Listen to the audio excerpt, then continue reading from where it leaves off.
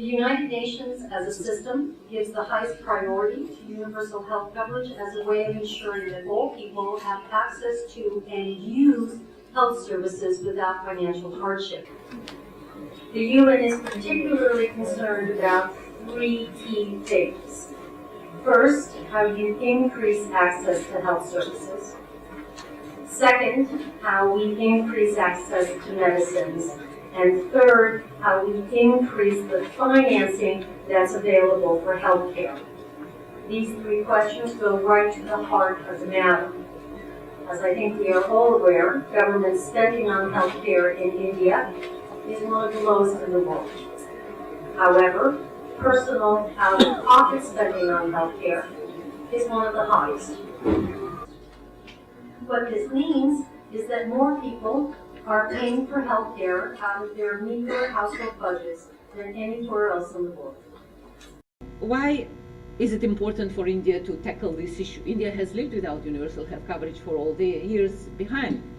Well, because, first of all, the epidemiological agenda of the country and the changing reality is demanding this, because we are facing the threats of non-communicable diseases. We are successful in some disease eradication. Polio has been one major success, but that will not solve the health problems of the country, and it will not make population healthier unless we are looking at it from the lens of universality.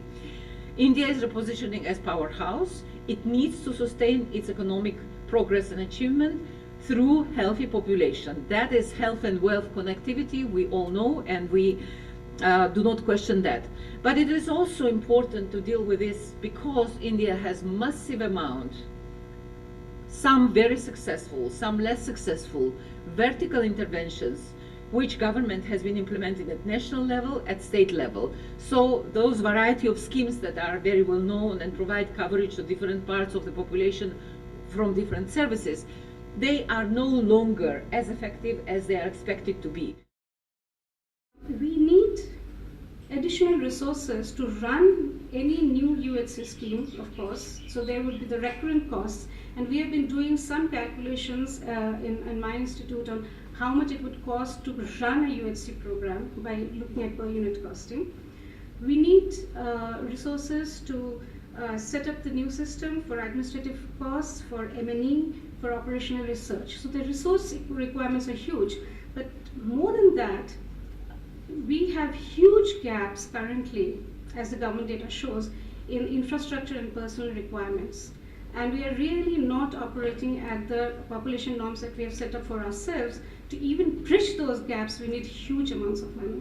So HSS has to precede any thoughts on universal health coverage, and otherwise we cannot really run a good universal health coverage program.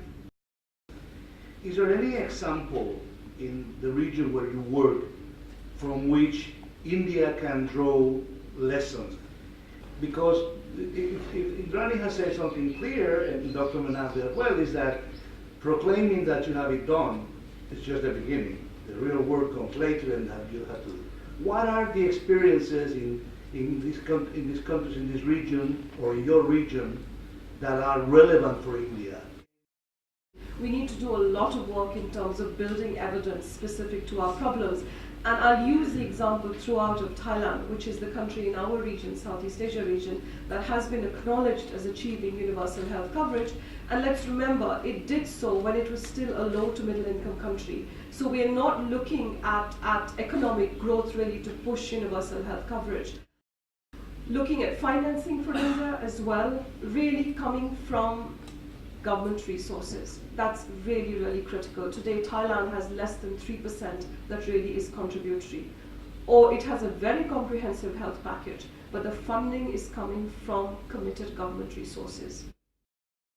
I think what's interesting about the Chinese experience is, in fact, it went from an almost free, good quality, equitable health system to a total collapse where more than 80% of the population was basically paying out of pocket in a fee-for-service system, and major reforms that happened in 2009, so that in 2013 the Chinese was reporting near universal health coverage in terms of financial coverage.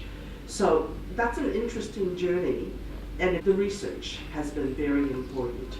Research from institutions within China, basis for much advocacy, and experimental research to test different ways in which you can provide better healthcare. What we want to ensure is that there's appropriate service for all, and then still we can buy our, what we would call hotel services, that perhaps we're not in a room with 20 other people, but the diagnostics, they should be the same. Let's be clear here. We in the health system, we're partly of the problem. We're not part of the solution so far. And that's why we need to work on universal health coverage. We throw 100 million people into poverty every year because of their health expenditure. 100 million. So if we want to achieve the MDGs, and if we want to look at the Sustainable Development Goals, we cannot do this if we're not having universal health coverage.